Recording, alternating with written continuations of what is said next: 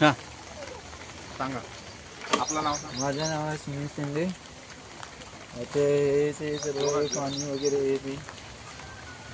Balram film सांगा ना पूर्ण. बलराम काय काय व्यवसाय करता काय?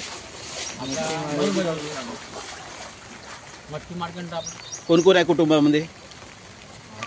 पोर आहेत आपल्याला. हां म्हणजे माझ्या एक मुलगी एक मुलगा. हे आता कोणं सांगितलं तुम्हाला रिकामं करायसाठी? म्हणजे ग्रामपंचायत कडून आला, कोणून आला? पाणी वाढलं हे खाली करत आहे.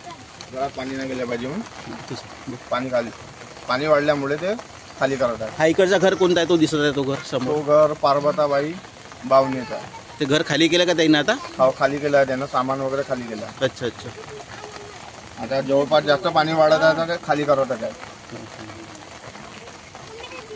समाजाचं घर हा घर समाजाचा उल्लेख कर आपला.